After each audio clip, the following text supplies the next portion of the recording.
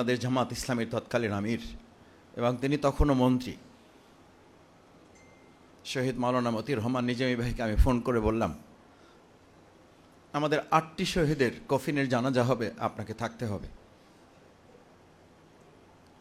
বললেন, তুমি কি করে নিশ্চিত হলে? আমি বললাম, ডাক্তারদের সাথে কথা হয়েছে, ইতিমধ্যে 7 জন নিশ্চিত হয়েছে, আর একজন অবস্থা ভালো না, এবং ডাক্তাররা আমাদেরকে পরামর্শ দিয়েছেন এটারও প্রস্তুতি গ্রহণ করার জন্য। আমান ভাইকে আমরা দেখে এসছি, হসপিটালে দেখা শেষ করে আমরা ফিরে আসলাম। ফিরে আসার পর আমরা যখন কফিন সব প্রস্তুত করে, আপনারা মাওলানা দেলোয়ার হোসেন সাইদি রাহিমাহুল্লাহ সেদিন বক্তব্য দিয়েছিলেন মগবাজার আমাদের কেন্দ্রীয় পেজের সামনে, সেই বক্তব্য এখনও ভিডিওতে পাওয়া যায়। 2006 সালে 28 অক্টোবর এই শহীদের বন্যী শিখা শেখ হাসিনা শুধু নয়, বাংলাদেশের প্রত্যেকটি ফেসিবাদের জন্য এক একটা জ্বলন্ত অগ্নিগিরি হয়ে বাংলাদেশে ইসলামের জন্য এই রক্ত কাজ করবে এবং এই রক্ত বিজয়ী হবে। আমার মনে পড়ে, আমি তার পাশে দাঁড়িয়েছিলাম। তৎকালীন মেয়র সাদেক হোসেন খোকা মরহুম, তিনি পাশে ছিলেন, অন্যান্য নেতৃবৃন্দ ছিলেন।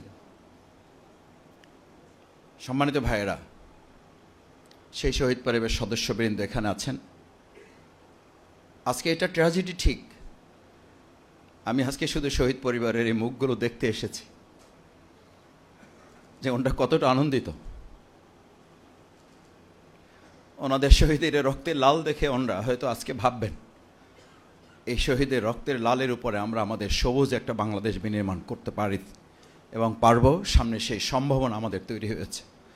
ওনাদের শহীদের রক্তের উপরে আজকে সাদিক কায়েমরা দাঁড়িয়েছে, ওনাদের শহীদের রক্তের উপরে রাকসু দাঁড়িয়েছে, ওনাদের শহীদের রক্তের উপরে চাকসু দাঁড়িয়েছে, ওনাদের শহীদের রক্তের উপরে জাকসু, যেখানে শিবির নাম মানে হচ্ছে মৃত্যুর আতঙ্ক। এটা আপনাদের প্রাপ্য, আপনাদের সন্তানদের জীবন রক্তের প্রাপ্তি, এটা আর কিচ্ছু না।